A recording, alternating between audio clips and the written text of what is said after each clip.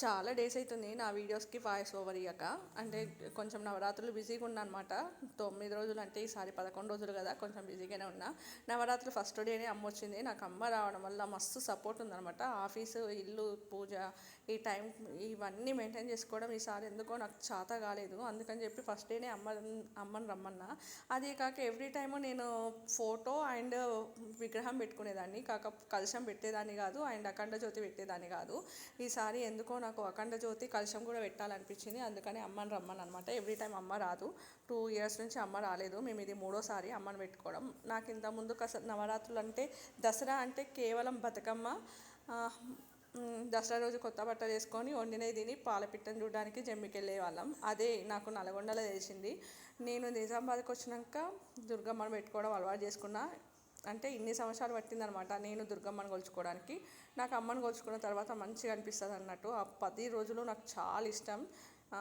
భక్తి శ్రద్ధలతో ఉంటా. మరీ అంత నియమంగా ఉండను కానీ అమ్మనైతే బాగా కొలుచుకుంటా అనమాట. ఇంతకీ మీ ఇంట్లో పండుగ ఎలా జరిగిందో కామెంట్ చేయండి. మా ఇంట్లో అయితే అమ్మతోటే సరిపోయింది. ఇక మేము నాన్ వెజ్ ఎలాగో తినట్లేం కదా, వెజ్జే. దసరా కూడా అసలు నేను కొత్త బట్టలు కూడా వేసుకోలేదు. అమ్మకు ఆ రోజు ఒడి బియ్యం పోసి అమ్మని కలుపుకున్నా, అయిపోయింది. మళ్ళీ తెల్లారి ఫ్రైడే కాబట్టి మళ్ళీ అమ్మని పెట్టుకొని మళ్ళీ పూజ చేసుకున్నా. నేను అంటే ఫ్రైడే దసరా నుంచే మొక్కుకున్నా, ప్రతి ఫ్రైడే కూడా నిన్ను పెట్టుకొని నేను పూజ చేసుకుంటా అని చెప్పి. కొన్ని ఉన్నాయన్నమాట చాలా ప్రాబ్లమ్స్. ఆ ప్రాబ్లమ్స్ అన్నీ క్లియర్ కావాలని అమ్మకు దండం పెట్టుకున్నా. ఇక అమ్మ అయితే నేను వెళ్ళిపోయింది. అమ్మ లేని లోటు అయితే మాకు మస్తు తెలుస్తుంది. నేను వచ్చేసరికి వంట చేసి పెట్టేది అనమాట. ప్రసాదాలన్నీ మ్యాక్సిమం అమ్మనే చేసేది. నేను మార్నింగ్ ఒక్క పూటనే వేసుకునేదాన్ని అనమాట. ఎంతైనా అమ్మ ఉంటే అది వేరు కదా ఆడపిల్లకి. ఇక వంట అయితే అవుతుంది. సండే ఇవాళ ఏంటి అంటే ఆలు టమాటా చేస్తున్నా, అండ్ పన్నీర్ కర్రీ చేసిన. రూపమ్మ పన్నీర్ అడిగింది. అసలు నాన్ వెజ్ తినట్లేము, ఇంకా 4 months పడుతుంది మేము నాన్ వెజ్ తినడానికి. 16 సోమవారాల వ్రతం ఇంకా కంప్లీట్ కాలేదు. రూపమ్మ కూడా అసలు నాన్ వెజ్ ఏం అడగట్లేదు. కొంతమంది పిల్లలు నాన్ వెజ్ లేకపోతే గొడవ చేస్తారు కదా, నా బిడ్డ అట్లా ఏం కాదు, అడ్జస్ట్ అవుతుంది, నేను ఏది పెట్టినా తింటుంది అన్నట్టు. అది నాకు ప్లస్. పన్నీర్ కర్రీ అయితే చేసేస్తున్నాను అనమాట. ఇంతకీ మీ ఇంట్లో స్పెషల్ ఏందో కామెంట్ చేయండి. ఇంకెందుకు ఆలస్యం, మా వీడియో కనుక మీకు నచ్చినట్టయితే లైక్ చేయండి, షేర్ చేయండి. మరిన్ని వీడియోస్ కోసం మా ఛానల్ని సబ్స్క్రైబ్ చేసుకోవడం అస్సలు మర్చిపోకండి. ఇవాళ టిఫిన్ కూడా చేయలేదు, డైరెక్ట్ వంటనే చేసేస్తున్నా. బజార్కి వెళ్ళి కూరగాయలు తెచ్చేసరికి 11 అయింది. ఒకవైపు ఏమో బోర్ ఖరాబ్ అయిపోయింది మాది ఇవ్వాలనే. ఇక కింది నుంచి వాటర్ పోసుకునేసరికి టైం పట్టింది. సావుకప్పుడు చల్లగా చెప్పినట్టు మా ఇంటి ఓనర్ వాళ్ళు బోర్ ఖరాబ్ అయింది, నీళ్ళు మోసుకోరని చెప్పారు. ఇక మళ్ళీ రూపమ్మకు మోస్తే కడుపున రూపమ్మ వాటర్ తెస్తే కింది నుంచి పైకి ఎక్కితే కడుపున వస్తుందని చెప్పేసి ఇక నేనే మోసుకొని ఇక కూరగాయలకు వేసి వచ్చిన. కూరగాయలు తీసుకొని వచ్చిన, కూరగాయలన్నీ రూపమ్మ సర్దేసింది. ఇక నేనైతే వంట ప్రోగ్రాం పెట్టేసుకున్నాను అనమాట. ఇంతకీ మీ ఇంట్లో ఏం స్పెషలో కామెంట్ చేయండి. మాదైతే కర్రీ రెడీ అయిపోతుంది.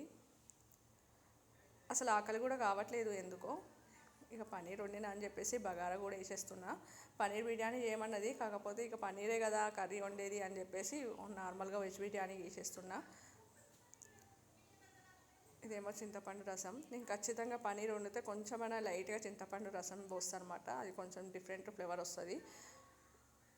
టమాటా గ్రేవీ వేసేసిన అండ్ కాజు కూడా వేసేసిన. పన్నీర్ అయితే రెడీ అయిపోతుంది. ఒకవైపు ఏమో ఆలుగడ్డ టమాటా కర్రీ కూడా వండేసిన. ఒకటే కూర తిండు కష్టం కదా, అందుకని చెప్పేసి. ఎలాగో మనం తినేది వెజ్జే కదా, ఈ వెజ్ అయినా కొంచెం మంచిగా తిందామనుకుంటా నేను.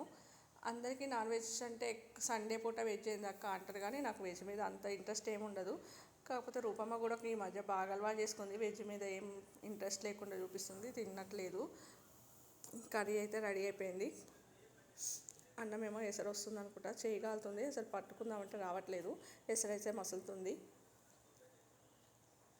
బియ్యం ఏమో వడి బియ్యం పెట్టిన, అమ్మవారికి దుర్గమ్మకు వడి బియ్యం పోసిన కదా, ఇక అవి కొంచెం వండుకుంటాం. మేము ఇద్దరమే కదా, మాకు ఎక్కువ పట్టదు. 2 గ్లాసులు పోస్తే ఎక్కువ మా ఇద్దరికి. కర్రీ అయితే అయిపోయింది. Thank you, bye.